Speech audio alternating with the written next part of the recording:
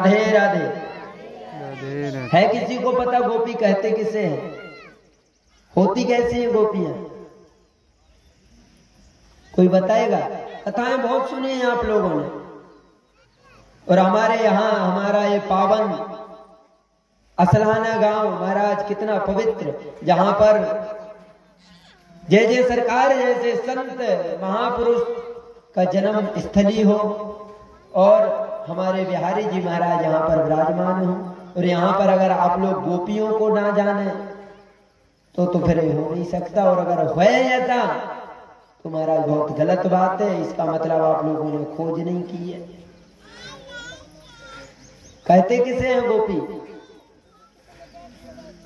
किसी को पता है? नहीं पता।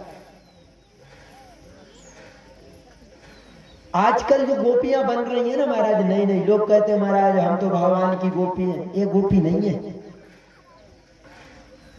सुखदेव जी बाबा भागवत में गोपियों का वर्णन करते हैं।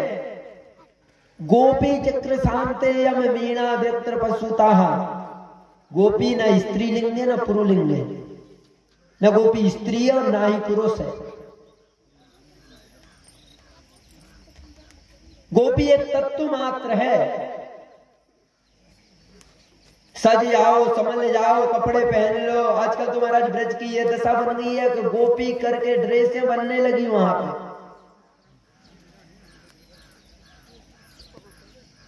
गोपी जो अपने मन से एक एक इंद्री, तो गोपियों जो 10 इंद्रियां हैं ना, 10 इंद्रियों से कृष्ण नाम का रस पान करे वो गोपी है। गोपी कोई न स्त्री है न पुरुष है। जो अपनी 10 इंद्रियों को सिर्फ एक कार्य में लगा दे और वो है कृष्ण रस, और वो कृष्ण रस को 10 इंद्रियों से पान करे वो गोपी है। गो मतलब इंद्रिय और पी यानी पीना। 10 इंद्रियों से कृष्ण नाम को पी पी के अपने तन को ऐसे बना दिया कि उसको शरीर का बोध ना रहा महाराज। ब्रज विलास में गोपियों का वर्णन है। तत्रम शास्त्रम जटतम प्रयेताम बोधे सरितम न पदम्रदेवा लिम्पत्र देवा न सहस्राभ्र देवा तदक्ष मुक्ति धात्री सदो। इतना बड़ा उसका भाव गोपियों का, कोई साधारण नहीं है गोपी। निरंतर कृष्ण नाम का ही रसपान करती है। कृष्ण कृष्ण कृष्ण कहते कहते अपना शरीर के लिए बहुत भूल गए। भाव समाधि लग गई गोपियों को। जटाएं ऐसी हो गई महाराज जैसे महाराज क्या कहना, चारों दिशाओं में शरीर महाराज बिल्कुल सुकड़ गया। खान पान की कोई वो नहीं रह गया महाराज, हट्टी दिखने लगी। संत स्वरूप गोपियां बन गई। और वाल्मीकि रामायण में तो लिखा है कि जब राम जी महाराज गए तो वनों में जितने संत बैठे थे, पशु पक्षी थे, जो देखता राम जी के लिए तो महाराज मोह तो हो जाता। संत कहते प्रभु अपनी दासी बना लो। पशु पक्षी कहते दासी बना लो। राम जी कहते मैं मर्यादा पुरुषोत्तम बन के आया हूं, लीला पुरुषोत्तम बन के द्वापर में आऊंगा, सबको सुख प्रदान करूंगा। और वही संत मनेसी भक्त आज गोपी के रूप में प्रकट है। बोलो राधे राधे। और वही गोपियों का हम लोगों को दर्शन हो रहा है। वही गोपी है, कोई अन्य वस्तु नहीं। लोग कहते हैं गोपियों के वस्त्र हरण किए। सबसे पहली बात तो यह कि हम लोग उस कथा को ही नहीं समझे कि कौन से वस्त्र हरण किए हैं। इस शरीर में जो माया का बंधन, माया रूपी पर्दा पड़ा हुआ है, भगवान ने इस माया रूपी पर्दा का हरण कर लिया। हम लोगों के मध्य जो माया का इतना बड़ा आगे पर्दा पड़ा हुआ है, ये मेरा पुत्र है, ये मेरा ये है, मेरा ये है। महाराज क्या क्या कर दिया, इतना मोह बंधन बना लिया कि भगवान को भूल गए। आज उन्हीं गोपियों को उस मोह बंधन, उस वस्त्र का भगवान ने हरण कर लिया और निर्वस्त्र कर दिया। भगवान ने आज गोपियों को शुद्ध पवित्र कर दिया। और जब गोपियों का वस्त्र हरण किया तो महाराज शरद पूर्णिमा की रात्रि में भगवान ने अपनी बंसी वादन की। मेरे प्रभु ने सिर्फ ब्रज में 2 बार बंसी का वादन किया, 2 बार बंसी बजाई। एक बार मेरे प्रभु ने जब बंसी बजाई तो सर्वांग प्रजाए तब श्रवणम हेतु ते विचा, पूरे ब्रज मंडल ने उस बंसी का पान किया और उस बंसी को सुन के ही प्रभु के बंसी के ऐसे दीवाने हुए कि भगवान के आगे पीछे घूमने लगे। लेकिन अब की बार मेरे सरकार ने सिर्फ बंसी बजाई, लेकिन वो बंसी उन गोपियों के कानों में पहुंची जिन गोपियों ने अपने चीरहरण हो चुका था, माया के बंधनों से मुक्त हो गई थी वो गोपियां, उन गोपियों को कान में वो पहुंची। सभी के हैं, इसलिए सुखदेव बाबा लिखते हैं भगवान पिता रात्रि सर्द फुल्ल मल्लिकाम वृक्षम रंतु मनश्चक्रे योग माया मुपासते। आज प्रभु ने योग माया को मुपायित करके आज योग माया को आदेश दे दिया, जाओ उन्हीं गोपियों को इस कथा बंसी का वादन सुनाओ। प्रभु ने बंसी को बजाया तो वो शरद पूर्णिमा की रात्रि थी, रात्रि भी इतनी रंजित हो रही थी। वृक्षों ने देखा क्या किया जाए, आज सरकार ने बंसी बजाई तो हवा नहीं चल रही है, लेकिन प्रभु वृक्ष अपने से ही नृत्य कर रहे हैं। सुखदेव जी कहते हैं वृक्षों में जो पुष्प लगे हैं, बोले प्रभु के चरण तक कैसे जाऊं।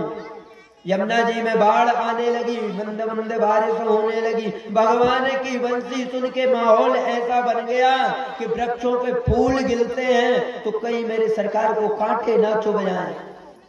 फूलों ने अपने पूरी सृष्टि में विच्छान कर दिया, महाराज फूल बिछ गए। यमुना जी में महाराज बारिश के द्वारा पानी बहने लगा और जो फूल भगवान के चरणों तक नहीं पहुंच पा रहे थे वो जल के द्वारा प्रभु के चरणों तक आके समर्पित हो गए। और जैसे ही प्रभु के चरणों में समर्पित हुए, भगवान के यहाँ आके समर्पित हुए, तो पुष्प भी मानते हैं कि जीवन मेरा धन्य हो गया।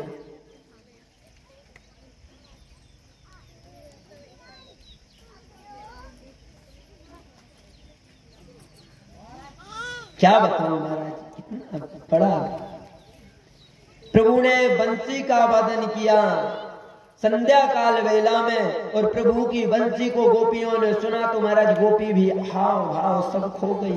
गोपियों को ऐसे प्रतीत होता जैसे मेरे सरकार मेरे सामने बैठ के मुझको पुकार रहे हो, मेरा खुद का नाम लेके भगवान मुझे बुला रहे हो, ऐसा बार बार प्रतीत होता है। और जिस गोपी के कान में बात पहुंचती महाराज, जो वो कार्य कर रही है वो उल्टा सीधा कार्य करके और भगवान के प्रभु वन में पहुंचती।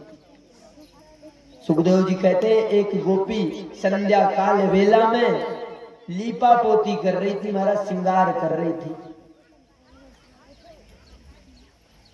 इसका पाउडर क्रीम लगी ही थी महाराज,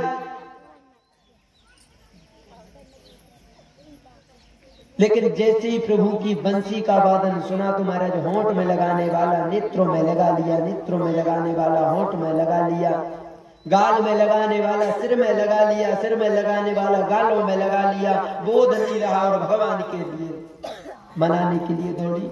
बोलो राधे राधे।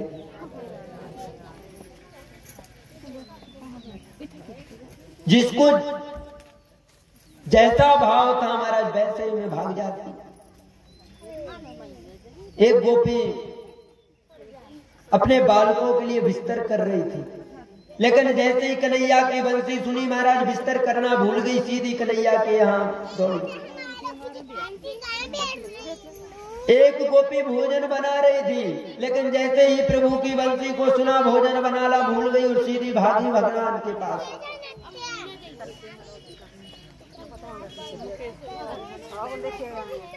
एक गोपी भगवान का पूजन कर रही थी, पूजन करना भूल गई, कन्हैया के यहाँ भागी। एक गोपी अपनी सास ससुर की सेवा कर रही थी महाराज, सेवा करना भूल गई, सीधी दौड़ी महाराज भगवान के पास। एक चंद्रकांता गोपी अपने पति की सेवा में लगी थी, और जैसे ही इसने भगवान के बंसी का वादन श्रवण किया, इसके कान में पहुंचा महाराज, पति के हाथ से भागने लगी। और जैसे ही आने लगी तो पति ने बोला, कहाँ जा रही हो? बेचारी बोल ना सकी कहीं, लेकिन इसका पति समझ गया, बंद कर दिया दरवाजे के अंदर। लेकिन गोपियां तो महाराज पड़ी मनीषी थी, प्राणायाम सदाया। और महाराज जो गोपियां तन से बाद में पहुंची है, मन से भगवान